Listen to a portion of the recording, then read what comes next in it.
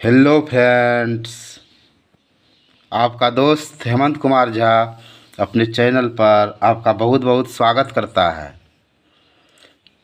Friends, मेरा आज का टॉपिक साइंस का कुछ इम्पोर्टेंट क्वेश्चन है जो क्लास 9th के बच्चे के लिए काफ़ी उपयोगी है और यह सभी बोर्ड के बच्चे के लिए उपयोगी है। आइए हम देखते हैं अपना आज का क्वेश्चन कि निम्न में कौन सदिश नहीं है।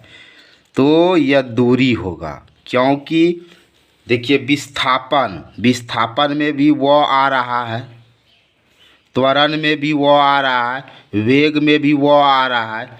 तो जितना वेग वो वाला है ये सदिश हो जाएगा। देखिए विस्थापन वो आ रहा है ना, सदिश हो गया।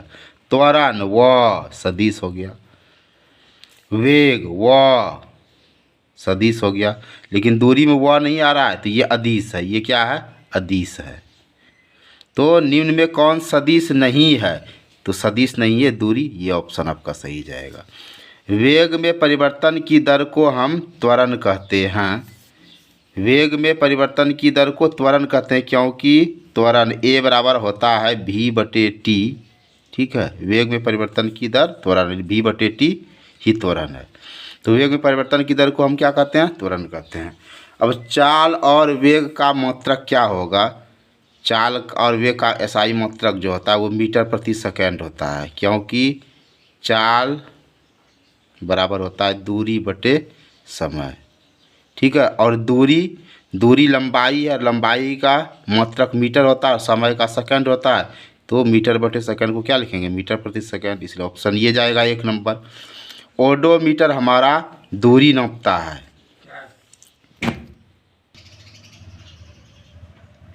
तो गाइज अब देखो, ये ओडोमीटर क्या मापता है आप समझ ही गए। चाल, त्वरण और वेग और दूरी है। तो दूरी, जितना भी वाहन रहता है उसमें ओडोमीटर लगा रहता है और वो दूरी मापता है कि कितना किलोमीटर वाहन चला। अब देखो क्या है, 20 मीटर प्रति सेकंड को किलोमीटर प्रति घंटा में बदलना है। तो आपको क्या करना है? 20 को 18/5 से गुना कर देना है। ठीक है, तो क्या हो जाएगा? 5 चौके 20, 18 चौके 72 किलोमीटर प्रति घंटा। जब मीटर प्रति सेकंड को किलोमीटर प्रति घंटा में बदलना रहे ना, तो 18/5 से गुना करना पड़ता है। तो 5 चौके 20 और 18 चौके 72 किलोमीटर प्रति घंटा। ऑप्शन नंबर 2 राइट जाएगा। अब देखो यहाँ क्या है, 6 नंबर में एक कार 15 मीटर की दूरी, ठीक है, 18 किलोमीटर प्रति घंटा, 36 किलोमीटर प्रति घंटा की एक कार की चाल 15 किलोमीटर की दूरी तय करने में 18 किलोमीटर प्रति घंटा से 36 किलोमीटर प्रति घंटा हो जाती है। तो कार का त्वरण क्या होगा? देखो आप इसको ऐसे बनाओ। पहले दूरी दिया है आपका, एस दिया है, एस दिया है आपका 15 मीटर। ठीक है, एस 15 मीटर है। 18 किलोमीटर प्रति घंटा आरंभिक वेग है, यू बराबर 18 है, 18 किलोमीटर प्रति घंटा। इसको आप मीटर प्रति सेकंड में बदलोगे तो क्या करोगे? 5 ये 18 है ना, 18 किलोमीटर है। 18 किलोमीटर को मीटर प्रति सेकंड में बदलना है तो 5/18 से गुना कर दो। ये और ये कट गया तो क्या हो गया? 5 मीटर प्रति सेकंड। समझिए ध्यान से। ये देखिए 15 किलोमीटर की दूरी है तो एस बराबर 15 किलोमीटर हुआ। आरंभिक वेग यू 18 किलोमीटर प्रति घंटा है और किलोमीटर प्रति घंटा को मीटर प्रति सेकंड में बदलेंगे तो 5/18 से गुना करेंगे। 18 कट गया तो 5 मीटर प्रति सेकंड हो गया। अब देखिए अंतिम वेग भी क्या है? 36 किलोमीटर प्रति घंटा है। 36 किलोमीटर प्रति घंटा है। इसको मीटर प्रति सेकंड में बदलिएगा तो 5/18 से कीजिए। ये देखिए 18 दूनी 36, ये क्या हो गया? 10 मीटर प्रति सेकंड। ठीक है, तो आपको यू और भी मालूम हो गया। कार का त्वरण निकालना है तो ए बराबर क्या हो जाएगा? v-u/t तो नहीं बैठेगा, इस पर ये फार्मूला लगाओ, v² बराबर u² + 2as। ये फार्मूला लगा दीजिए। अब आपका देखिए v कितना निकला है? 10 निकला है ना, v आपका 10 निकला है तो 10 का स्क्वायर हो गया। u आपका कितना निकला? u आपका 5 निकला तो 5 का स्क्वायर। ठीक है, 2a, ये तो आपको निकालना ही है ना, ए निकालना ही है। और एस आपका कितना हो गया, एस हो गया आपका 15, ठीक है। 10 गुना 10 100 हो गया, 5 गुना 5 25 हो गया, जोड़ 15 दूनी 30 ए। अब देखिए 100 है, ये प्लस 25 को इधर कीजिएगा तो माइनस 25 हुआ, बराबर 30 ए। 100 में 25 गया तो 75 हो गया, बराबर 30 ए, ठीक है। यहाँ गुना है तो 75, ये बटे इधर आ गया तो क्या हो गया 30, बराबर ए। 5 से कटाओ तो 15 पचे 75 और 5 छके 30, फिर 3 से कटाओ 3 पचे 15 और 3 दूनी 6, तो ए बराबर हमारा क्या निकला 5/2। 2 से 5 को भाग देगा तो 2.5 2.5 मीटर प्रति सेकंड स्क्वायर, हमारा ये हुआ। ऑप्शन नंबर 6 का 1 गया। बल का मात्रक इसमें क्या होगा, बल का मात्रक तो आप न्यूटन जानते ही हो। 1 न्यूटन किसके बराबर होगा, 1 मिनट गाइज। अब देखो गाइज क्या कहता है, 1 न्यूटन किसके बराबर होता है, तो देखो बल का F बराबर फार्मूला होता है ना, F बराबर ma, ठीक है। अब देखो बल का SI मात्रक क्या होता है, न्यूटन तो होता ही है। अब देखो यहाँ ऐसे करो, बल है, बल का न्यूटन होता है, ऐसे लिखो 1 F बराबर 1 गुना ma, ठीक है। 1 दे दो, बल का SI मात्रक न्यूटन होता है, बराबर 1, और द्रव्यमान का क्या होता है kg, और त्वरण का क्या होता है मीटर प्रति सेकंड स्क्वायर, ठीक है। तो 1 न्यूटन देखो किसके बराबर हुआ, 1 न्यूटन बराबर 1 kg मीटर प्रति सेकंड स्क्वायर के बराबर। इस तरह ऑप्शन नंबर 1 हमारा राइट जाएगा। अब 3 पिंड है ए बी सी के द्रव्यमान 5, 2 और 10 kg हैं, तो इनमें किसका जड़त्व सबसे कम होगा, तो इसमें हमारा बी हो जाएगा। क्यों, क्योंकि देखो ए का द्रव्यमान हमारा कितना दिया है 5 kg, बी का दिया है 2 kg और सी का दिया है 10 kg। तो किसका द्रव्यमान कम है, तो बी का द्रव्यमान कम है 2 kg है, जिसका द्रव्यमान कम होगा उसका जड़त्व भी कम होगा, इसीलिए बी होगा। तो जिसका द्रव्यमान कम हो तो उसका जड़त्व भी कम होता है। अब देखो क्या है, 1 kg द्रव्यमान पर 1 न्यूटन बल लगने पर उत्पन्न त्वरण का मान क्या होगा, तो F बराबर ma पढ़े हो, F कितना है देखो 1, m कितना है 1 है, और a नहीं मालूम है, a निकालोगे तो क्या हो गया 1, ये गुना इधर आया तो बटे 1 हो गया, बराबर a, 1 1 कट गया एक बार में, यानी a बराबर क्या निकला 1। और त्वरण का SI मात्रक क्या होता है मीटर प्रति सेकंड स्क्वायर, तो ऑप्शन नंबर 4 राइट जाएगा। अब देखो नेक्स्ट सवाल क्या है, न्यूटन की गति से पहले नियम से क्या मिलता है, इससे जड़त्व का परिभाषा निकलता है। क्योंकि न्यूटन का फर्स्ट लॉ जो है कि अगर कोई वस्तु स्थिर हो या गतिशील हो, अपने स्थिति को तब तक बनाए रखता है जब तक कि उस पर कोई बाह्य बल कार्य न करे, और यही तो जड़त्व का नियम भी है। तो न्यूटन के गति के पहले नियम से जड़त्व का डिफिनेशन मिलता है गाइस, इसलिए 2 राइट होगा। अब आगे हम बढ़ते हैं, न्यूटन के गति के कौन से नियम से बल का सूत्र मिलता है, तो दूसरे नियम से मिलता है। क्योंकि न्यूटन गति के दूसरे नियम से बल का इसलिए होता है क्योंकि F समानुपाती ma होता है, यही न्यूटन का दूसरा नियम है। और इसको आप फ्रेश करोगे तो F बराबर क्या हो जाएगा kma होगा, और आप k के जगह पर 1 रखो क्योंकि कांस्टेंट है, तो 1 गुना ma, तो F बराबर आपका क्या निकल गया ma, ठीक है। तो न्यूटन गति कौन से नियम से बल के मापने का सूत्र मिलता है, तो दूसरे नियम से मिलता है। अब जी का मान क्या होता है, जी का मान तो आप जानते ही हो 9.8 मीटर प्रति सेकंड स्क्वायर होता है। अब देखो 60 kg द्रव्यमान के किसी मनुष्य का चंद्रमा पर भार क्या होगा, ठीक है। तो इसको आप कैसे निकालोगे, देखो 60 kg द्रव्यमान का ये है, तो पहले सबसे पहले आप ये निकाल लो, W निकालो, भार W बराबर क्या होगा mg, m देखो 60 है और g इसका कितना दिया है 10 दिया है, तो 60 गुना 10 600 निकला इसका भार। अब देखो 600 न्यूटन भार जो निकला, अब इसका चंद्रमा पर भार करता है, तो ये तो पृथ्वी पर निकला ना, तो चंद्रमा पर भार क्या होगा, उसको 6 से भाग देना पड़ेगा, यानी 600 न्यूटन को किससे भाग देना पड़ेगा 6 से भाग देना पड़ेगा। 6 से जब भाग जो दोगे तो क्या हो जाएगा 100 न्यूटन, ऑप्शन हमारा 3 जाएगा। क्योंकि चंद्रमा पर भार निकालना है तो पृथ्वी पर भार जितना है उसको 6 से भाग देना पड़ेगा। तो पृथ्वी पर भार निकालने के लिए देखो m दिया है 60 kg था, और g कितना दिया था 10, तो w बराबर mg फार्मूला पे इसको शूट किए और फिर लास्ट में 6 से भाग दे दिए। अब देखिए 15 नंबर, शरबत बनाते समय पानी में चीनी मिलाते समय चीनी पानी में मिल जाता है, यह पदार्थ के कणों का किस गुण को दर्शाता है? ये दिखाता है कि पदार्थ के कणों के बीच रिक्त स्थान है, क्योंकि शरबत बनाते समय पानी में चीनी मिलाते समय चीनी पानी में मिल जाता है ना, तो ये पदार्थ के कणों के किस गुण को दर्शाता है कि पदार्थ के कणों के बीच रिक्त स्थान है, खाली स्थान है। निम्नलिखित में कौन सा पदार्थ का उदाहरण है? कौन सा पदार्थ है इसमें? देखो इसमें शीतल पेय है, क्योंकि पदार्थ हम किसको कहते हैं? जिसमें भार हो और जो जगह छेके, जिसको हम देख सकते हैं, जिसको हम छू सकते हैं। तो ये विचार को हम देख और छू नहीं सकते हैं, सिर्फ महसूस करते हैं, इसलिए पदार्थ नहीं है। शीत ठंडा, इसको हम देख और छू नहीं सकते, सिर्फ महसूस कर सकते, इसलिए पदार्थ नहीं है। स्नेह मतलब लव, इसको हम देख और छू नहीं सकते हैं, सिर्फ महसूस कर सकते, इसलिए पदार्थ नहीं है। लेकिन शीतल पेय जो है इसको हम देख भी सकते हैं, छू भी सकते हैं, इसमें भार भी है और ये जगह भी छेकता है, इसलिए ऑप्शन हमारा 3 राइट जाएगा। दो विभिन्न पदार्थों के कणों का स्वतः मिल जाना ये विसरण कहलाता है गाइस, इसलिए 1 हो जाएगा। किसी तत्व के द्रव्यमान प्रति इकाई आयतन को हम लोग क्या कहते हैं? घनत्व कहते हैं, क्योंकि घनत्व बराबर आपने पढ़ा है, घनत्व बराबर होता है द्रव्यमान बटे आयतन। घनत्व बराबर क्या होता है? द्रव्यमान बटे आयतन।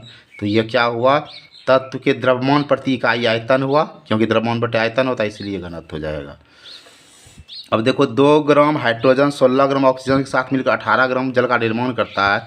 ये किस नियम को प्रदर्शित करता है? ये द्रव्यमान संरक्षण नियम को प्रदर्शित करता है, क्योंकि 2 ग्राम हाइड्रोजन 16 ग्राम ऑक्सीजन से मिलकर 18 ग्राम बनाता है ना, तो 2 ग्राम 16 ग्राम से मिलकर 18 ग्राम बनाता है। तो देखो 16 2 18, इधर भी 18 हो गया। तो अभिक्रिया से पहले और अभिक्रिया के बाद ये इक्वल होता है ना, यानी अभिकारकों का द्रव्यमानों का योग बराबर उत्पाद के द्रव्यमान का योग, ये बराबर हो, तो ये कौन पुष्टि करता है? द्रव्यमान संरक्षण का नियम पुष्टि करता है, इसलिए हमारा 1 राइट जाएगा। अब देखो जल में हाइड्रोजन में ऑक्सीजन की द्रव्यमान सदैव 1:8 है, ये कौन कहता है? ये स्थिर अनुपात का नियम कहता है कि ये H2O जो है, अब देखो H2O में क्या है? देखो 2:1 अनुपात ऑक्सीजन का क्या होता है? ऑक्सीजन का आपका 16 होता है, तो 2:1 अनुपात 16, 2:16 ऐसे लिखो, 2:16 मतलब 2/16, 2:1 8 दूनी 16, तो 1/8, इसको क्या लिखेंगे? 1:8। जल में हाइड्रोजन और ऑक्सीजन के द्रव्यमान का अनुपात सदैव 1:8 रहता है, ये स्थिर नियम का अनुपात कहता है। स्थिर नियम कहता है कि ये सदैव स्थिर रहेगा, ये घटे बढ़ेगा नहीं, या कहीं का भी जल रहे, ये H और O का अनुपात 1:8 रहेगा। अब देखो परमाणु त्रिज्या को किस मात्रक से मापते हैं? किस मात्रक से मापते हैं? परमाणु त्रिज्या को नैनोमीटर से मापते हैं। अब देखो परमाणु द्रव्यमान को किस इकाई में मापते हैं? तो ये हो जाएगा U से, यूनिट से। 1 मिनट गाइज। तो आपने ये अभी जान गया कि परमाणु द्रव्यमान को किस इकाई से मापते हैं? तो U से मापते हैं। U से भी मापते हैं या AMU, ये U यूनिट हो गया या AMU हो गया, एटॉमिक मास यूनिट। ठीक है। किसी पदार्थ का सूक्ष्मतम कण जो स्वतंत्र रूप में रहता है वो अणु कहलाता है, ये आप जान ही रहे हो। जल की परमाणुकता कितनी होती है? ये आपका क्या हो जाएगा? 3 हो जाएगा, क्योंकि देखो जल का H2O होता है, यहाँ हाइड्रोजन का 2 है और ऑक्सीजन का 1 है, तो 2 और 1 क्या हो गया? 3। निम्नलिखित में किस यौगिक की परमाणुकता 5 होती है? ठीक है, तो ये आपका हो जाएगा कैल्शियम कार्बोनेट। देखो CaCO3, कैल्शियम कार्बोनेट का सूत्र क्या होता है? CaCO3। अब देखो यहाँ कैल्शियम का भी 1 है, कार्बन का भी 1 है, सबको जोड़ो, 1 जोड़ 1 जोड़ 3, तो 3 1 4 1 क्या हो जाएगा? 5 हो जाएगा। तो कैल्शियम कार्बोनेट की परमाणुकता 5 हो गया। अब कैल्शियम हाइड्रोक्साइड का सूत्र क्या होता है? CaOH2 होता है, जानते ही हो। अब नाइट्रिक अम्ल का आणविक द्रव्यमान क्या होगा? नाइट्रिक अम्ल का क्या होता है? HNO3। अब हाइड्रोजन का परमाणु द्रव्यमान 1 होता है, नाइट्रोजन का 14 होता है और 3 गुना ऑक्सीजन का 16 होता है, तो 14 1 15 हो गया और 16 48। तो 8 5 13 की 3 हाथ मरल 1, 4 1 5 1 6, 63 हो गया। ये हो गया कोशिका का खोज। तो आप जान ही रहे, रॉबर्ट हुक ने किया था। निम्नलिखित में कौन जीव एक कोशिकीय है? ये पैरासियम एक कोशिकीय है, क्योंकि इसमें एक ही कोशिका होता है। पादप कोशिका के सबसे बाहरी परत को हम लोग कोशिका भित्ति कहते हैं।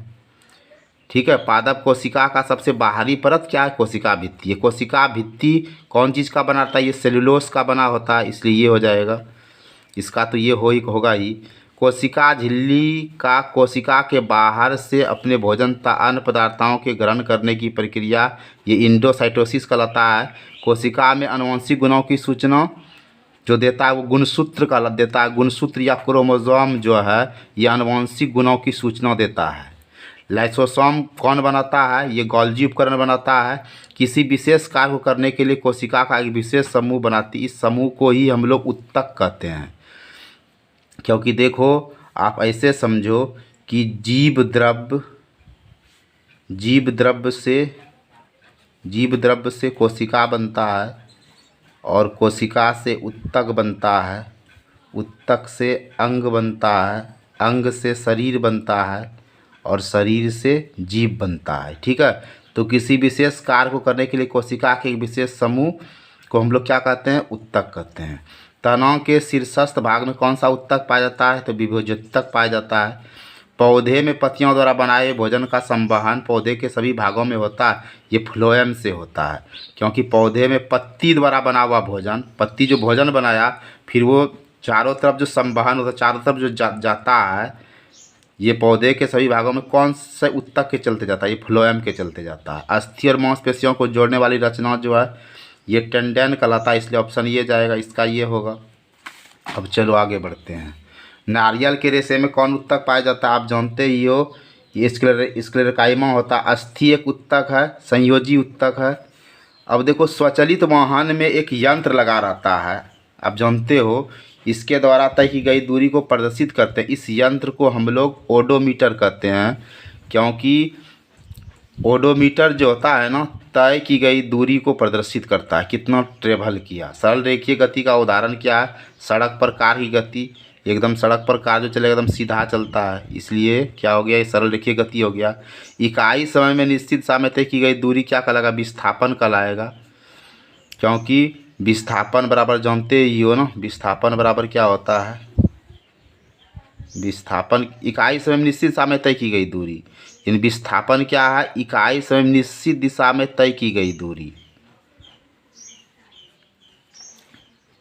अब देखो, एक समान गति की अवस्था में त्वरण क्या होता है? शून्य होता है। एक समान गति में, एक समान गति से, अब मान लो कोई गाड़ी है, एक समान चाल से चल रहा है, एक समान गति का अवस्था है, तो इस समय त्वरण इसका क्या होगा? शून्य हो जाएगा।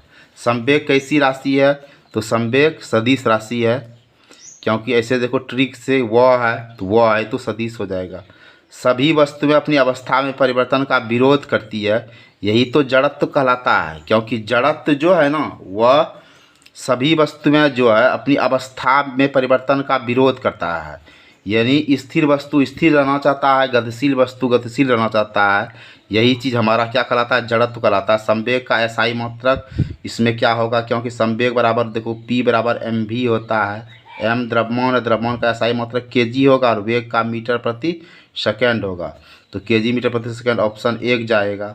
अब देखो, दो वस्तु A और B के द्रव्यमान 6 और 34 हैं, तो क्या होगा? B का जड़त्व A से अधिक होगा, क्योंकि देखो A का द्रव्यमान 6 kg है और B का द्रव्यमान 34 kg है। तो जिसका द्रव्यमान ज़्यादा होगा ना, उसका जड़त्व ज़्यादा होगा। तो B का द्रव्यमान 34 kg ज़्यादा है, तो B का जड़त्व A से ज़्यादा होगा। न्यूटन का कौन सा गति का वास्तविक नियम देता है? तो द्वितीय गति।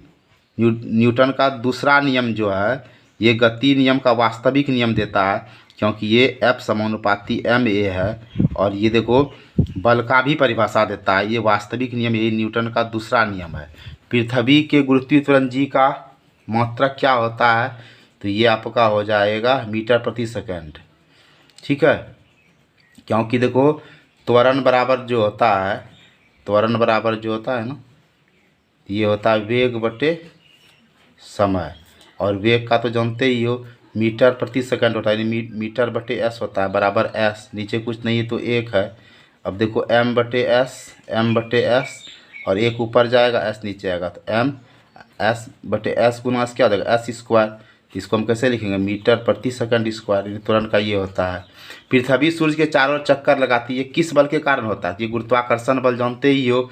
सार्वत्रिक गुरुत्वीय स्थिरांक जी का एसआई मात्रक क्या होता है? ये न्यूटन मीटर प्रति केजी स्क्वायर होता है, जी का एसआई मात्रक। क्योंकि देखो एक नियम आपने जाना है कि F समानुपाती m1 गुना m2 होता है और F व्युत्क्रमानुपाती होता है 1/r² का, ठीक है। अब देखो ये आप इसको ऐसे समझिए, हम आपको समझा रहे हैं इस तरह से। न्यूटन का गुरुत्वाकर्षण स्थिरांक जी का एसआई मात्रक निकालने के लिए आप ऐसे समझो। सार्वत्रिक नियम क्या होता है कि F समानुपाती होता है। जैसे मान लो कि एक वस्तु है, इसका द्रव्यमान m1 है, दूसरा वस्तु इसका द्रव्यमान m2 है, इसके बीच का दूरी r है, तो नियम क्या होता है कि F समानुपाती होता है m1 गुना m2 का। इसको हम समीकरण 1 मान लेते हैं। और F व्युत्क्रमानुपाती होता है 1/r² का, ठीक है। इसको हम ऐसे बोल सकते हैं F समानुपाती m1 इंटू m2 और F व्युत्क्रमानुपाती r²। अब देखो 1 और 2 से क्या होगा? 1 तथा 2 से। अब ये दोनों F में एक F ले लेंगे, ये चिन्ह दे देंगे, इस बगल को हम गुना कर देंगे, तो क्या हो जाएगा m1 गुना m2 गुना 1/r²। F समानुपाती m1 m2 बटे r²। अब F बराबर, ये समानुपाती खत्म करेंगे, g होगा m1 m2 बटे r²। अब देखो यहाँ क्या कुछ नहीं है तो यहाँ 1 दे देंगे। अब क्रॉस मल्टीप्लिकेशन करेंगे तो क्या हो गया g m1 m2, इधर क्या हो गया f r²। अब g निकालेंगे तो g बराबर क्या हो गया f r² बटे क्या हो गया m1 m2। और f का क्या होता है? आपका न्यूटन होता है, बल का एसआई मात्रक न्यूटन होता है। दूरी का क्या होता है? मीटर, तो मीटर स्क्वायर। और ये m1 तो द्रव्यमान होती है, kg गुना kg। अब देखो n m स्क्वायर, kg गुना kg क्या हुआ kg पर स्क्वायर। तो देखो हमारा क्या हो गया न्यूटन मीटर स्क्वायर, ये बटे को क्या लिखते हैं प्रति kg स्क्वायर, इसलिए ऑप्शन हमारा 3 राइट जाएगा, ठीक है। अब देखो यदि क्या कहता है, यदि दो वस्तुओं के बीच की दूरी को आधा कर दिया जाए तो गुरुत्वाकर्षण बल क्या होगा? यदि दो वस्तुओं के बीच की दूरी को आधा कर देंगे, हम आधा कर देंगे तो गुरुत्वाकर्षण बल क्या होगा? अभी हमने आपको बताया ना कि F बराबर क्या फार्मूला हो जाएगा? F बराबर फार्मूला हो जाएगा g इंटू m1 m2 बटे r², ठीक है। तो यहाँ देखो क्या कह रहा है, इसको समझिए आप। दो वस्तु के बीच की दूरी को आधा कर देंगे, ठीक है, तो गुरुत्वाकर्षण बल किस प्रकार का होगा, कितना गुना? तो चलो देखो F बराबर क्या आपने पढ़ा अभी, g m1 m2 बटे r², ठीक है। अब क्या होगा, दूरी आधा कर दोगे, ठीक है। g m1 m2 दूरी आपका आधा हो गया तो इसका स्क्वायर, ठीक है। F डैश बराबर देखो g m1 m2 बटे यहाँ r², 2 दूनी 4। अब देखो यहाँ क्या हो जाएगा F डैश बराबर g m1 m2 बटे 1, 4 ऊपर गया, r² इधर गया। अब F डैश बराबर देखो 4 को इधर कर लो, इधर क्या हुआ g m1 m2 बटे r²। अब देखो F डैश बराबर 4, ये क्या है g m1 m2 बटे r², क्या F है ना, तो यहाँ F लिख दिए। तो ये कितना गुना हुआ? 4 गुना हुआ। तो ये क्या हो जाएगा 4 गुना बढ़ जाएगा। देखिए 4 गुना है ना, 4 गुना बढ़ जाएगा। अब देखिए द्रव्यमान का मान सभी जगह पर क्या होता है, समान होता है। द्रव्यमान का मान घटेगा बढ़ेगा नहीं। दिए गए चित्र में पदार्थ की किस अवस्था में कणों को दिखाया गया है? ये देखो ठोस अवस्था में दिखाया गया है। चित्र में जो पदार्थ अवस्था में कण को दिखाया है ठोस अवस्था में, क्योंकि देखो ये कण जो है एकदम सटा सटा है, कणों के बीच की दूरी बहुत कम है, इसलिए ठोस है। अगरबत्ती के सुगंध को आपको दूर से ही मिलती है। इस पदार्थ में कण के किस गुण को पता चलाता है? कि पदार्थ के कण निरंतर गतिशील होते हैं। गतिशील होते हैं तब ना अगरबत्ती कहीं जलता है और थोड़ा दूरी पर भी हमको सुगंध आ जाता है। अब देखो निम्नलिखित में किस पदार्थ में विसरण की गति तेज होती है, तो ये हो जाएगा ऑक्सीजन। ठीक है, क्योंकि ये ऑक्सीजन गैस है और गैस, ये तो जल तो हमारा द्रव्य है, ये तो जल हमारा द्रव्य है, लोहा हमारा ठोस है, तेल भी हमारा द्रव्य है, लेकिन ऑक्सीजन हमारा क्या है, गैस है। गैस में विसरण गति तेज होती है। अब वायुमंडलीय दाब पर 1 kg ठोस के गलनांक पर द्रव में बदलने के लिए जितनी ऊर्जा की आवश्यकता होती है उसको क्या कहते हैं हम लोग, संगलन की गुप्त ऊष्मा कहते हैं। अब देखो द्रव अवस्था में परिवर्तन हुए बिना ठोस अवस्था में सीधे गैस और वापस ठोस में बदलने की प्रक्रिया क्या कहलाता है, ऊर्ध्वपातन कहलाता है। ऊर्ध्वपातन में क्या होता है कि ठोस डायरेक्ट गैस में बदल जाता है, इसमें लिक्विड नहीं बदलता है। द्रव अवस्था में परिवर्तन हुए बिना, यानी ठोस से डायरेक्ट गैस बनेगा, द्रव नहीं होगा। यानी ठोस अवस्था सीधे गैस में, ठोस अवस्था जब सीधे गैस में चेंजिंग हो जाएगा, इसी को ऊर्ध्वपातन कहते हैं। क्वथनांक से कम ताप पर द्रव के वाष्प में परिवर्तित होने की प्रक्रिया जो है ये वाष्पीकरण कहलाता है। क्वथनांक से कम टेम्परेचर पर अगर द्रव वाष्प में कन्वर्ट हो जाता है ये वाष्पीकरण कहलाता है।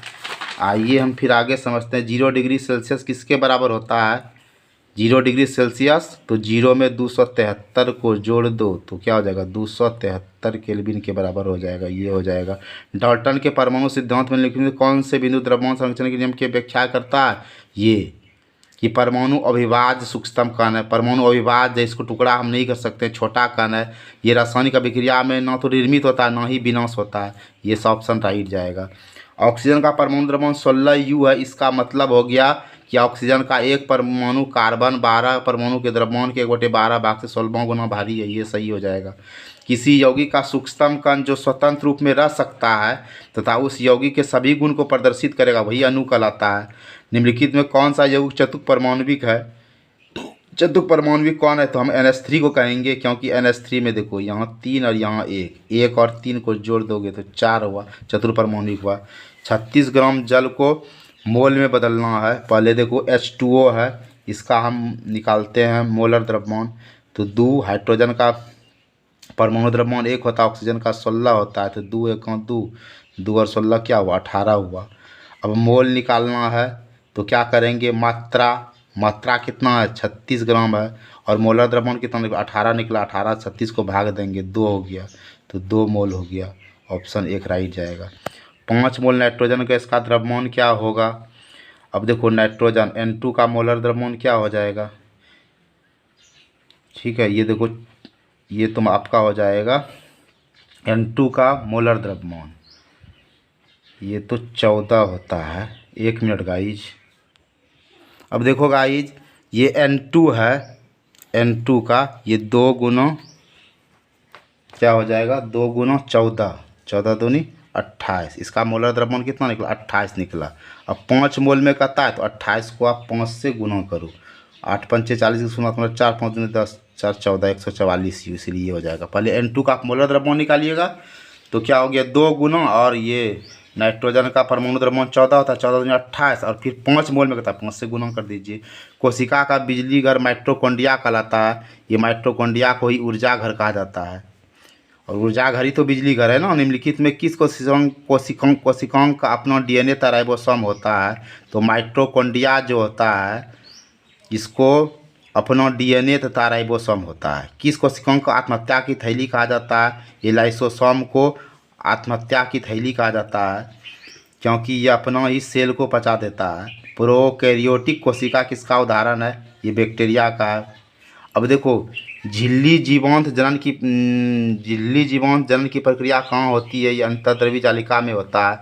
अर्धसूत्री विभाजन में संतति कोशिका की संख्या कितना होता है, 4 होता है। ठीक है, ये 4 ऑप्शन हो जाएगा। ये तो ये हो जाएगा। एक जीव में गुणसूत्रों की संख्या 18 है, उस जीव में अंडे गुणसूत्रों की संख्या क्या हो जाएगा, ये 18 है तो इसका आधा हो जाएगा। 18 का आधा क्या होता है, 9, ये हो जाएगा। पौधे में जल एवं खनिज लवण का संवहन करता है जाइलम। जाइलम क्या करता है, पौधे में जल और खनिज लवण का संवहन पूरे पौधे में करता है। रक्त क्या है, एक संयोजी उत्तक है। अस्थि और मांसपेशी को जोड़ने वाली रचना जो है टेंडन कहलाता है। पैरेकाइमा जिसमें क्लोरोफिल हो वह क्या कहलाता है, वह क्लोरेनकाइमा कहलाता है। किस उत्तक के विभाजन से पौधे की लंबाई बढ़ती है, तो ये विभाजोत्तक का हो जाएगा। मुख गुहा की आंतरिक सतह पर किस उत्तक की बनी होती है, तो ये हो जाएगा आपका एपिडर्मल हो जाएगा। अब इसमें कौन सदिश राशि नहीं है, तो देखिए ये विस्थापन वो है तो ये सदिश हो गया। चलिए त्वरण वो है तो सदिश हो गया। भार भी एक तरह का बल है तो इसमें भी वो है तो ये भी आपका सदिश हो गया। चाल में देखिए वो नहीं, इसलिए आपका अदिश हो गया तो यहाँ सदिश नहीं है, तो यही तो हो जाएगा ना। विस्थापन का ऐसा ही मात्रक क्या होगा, ये मीटर होगा, क्योंकि विस्थापन एक दूरी है। स्पीडोमीटर से हम लोग चाल मापते हैं, इनमें से कौन ऋणात्मक नहीं हो सकता है, कुल पथ की लंबाई जो है ये कभी ऋणात्मक नहीं हो सकता, ये हो जाएगा आपका सही। अब चलिए देखिए, इतने 25 मीटर प्रति सेकंड को किलोमीटर प्रति घंटा में बदलना है, तो क्या करेंगे, 25 को 18/5 से गुणा करना पड़ेगा, तो 5×5 25, 18×4 72, ये हो जाएगा आपका सही। अब कोई कार एक समान चाल से त्वरित होता है और 5 सेकंड में 5 मीटर से 10 मीटर हो जाता है, तो इसका त्वरण क्या हो जाएगा, इसका त्वरण निकालना है। तो त्वरण देखो क्या हो जाएगा, ए बराबर क्या होता है, v - u/t होता है। v देखो हमारा क्या है, 10 है, 10 - 5/5 हो जाएगा। 10 में 5 गया तो हो गया 5, और 5 में 5 से भाग दें कट के 1 हो गया, तो हमारा हो गया 1 मीटर प्रति सेकंड स्क्वायर, ये ठीक है। न्यूटन की गति का कौन सा नियम बल का परिभाषा देता है, न्यूटन गति का कौन सा नियम बल का परिभाषा देता है, न्यूटन गति का कौन सा नियम बल का परिभाषा आता है, तो ये दूसरा नियम देता है बल का परिभाषा।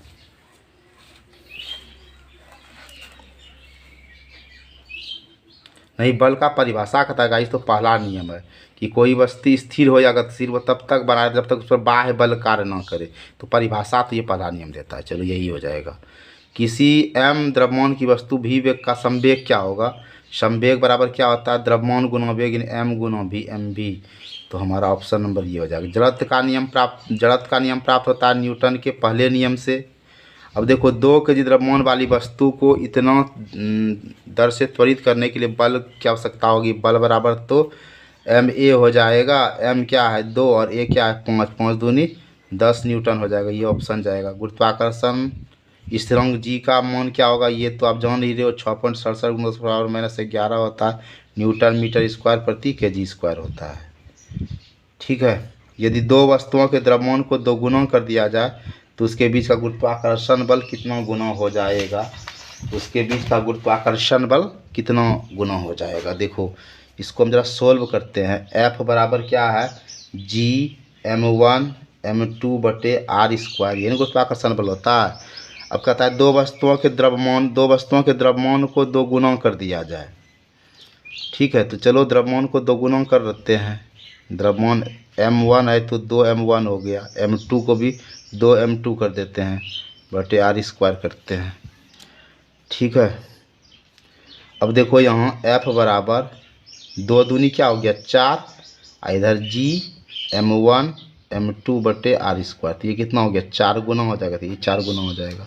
एक वस्तु का द्रव्यमान 10 kg है तो पृथ्वी पर भार इसका कितना हो जाएगा, W बराबर क्या होता है mg होता है ना, m 10 है, G 9.8 है, 98 गुना 10 करेंगे तो 980 होगा, एक अंक के बाद पॉइंट हो जाएगा, तो क्या हो जाएगा 98 न्यूटन हो जाएगा। ऑप्शन नंबर 2 राइट जाएगा। भार का ऐसा ही मतलब न्यूटन होता है, क्योंकि भार एक बल है। इसमें कौन पदार्थ है, इसमें वायु पदार्थ है, ठीक है। लेकिन स्नेह, घृणा, गंध ये पदार्थ नहीं है, क्योंकि हम इसमें भार होता है ना, ये जगह छेकता है, ठीक है। लेकिन वायु में तो भार भी होता है, जगह भी छेकता है, ठीक है। गैसों में विसरण का एक उदाहरण है कौन, इत्र का सुगंध का हवा में फैलना, ये विसरण है, क्योंकि विसरण में एक कण दूसरे कण से स्वतः मिल जाता है। गर्म करने पर गैस का आयतन बढ़ जाएगा, ठीक है। यही कारण होता है कि गर्मी के दिन में साइकिल का ट्यूब जो ब्लास्ट कर जाता है। 200 के तापमान बढ़ता है, 200 के तापमान बढ़ता है, 200 के तापक्रम किसके बराबर है, ये कह रहा है। तो ये हमारा हो जाएगा -73 डिग्री सेल्सियस के बराबर होगा। क्यों होगा, क्योंकि इसमें हम देखो 273 को माइनस कर देंगे तो क्या हो गया plus minus minus 73 degree Celsius हो जाएगा। गर्म भोजन या इत्र की सुगंध दूर तक फैलती, इसका कारण तो विसरण है, जान ही रहे हो, क्योंकि विसरण में एक कण दूसरे कण में स्वतः मिलता है। ठोस से गैस में परिवर्तन जो होता है ये ऊर्ध्वपातन कहलाता है, क्योंकि ठोस से अगर सीधे गैस में कन्वर्ट हो जाए तो ये ऊर्ध्वपातन है। ऊष्मा की वह मात्रा जो 1 kg द्रव्यमान को उसके क्वथनांक पर द्रव से गैस में पूर्णतः बदल दे, उसको हम लोग क्या कहते हैं, वाष्पन की गुप्त ऊष्मा कहते हैं। जल के एक अणु में हाइड्रोजन और ऑक्सीजन के भार का अनुपात क्या होता है।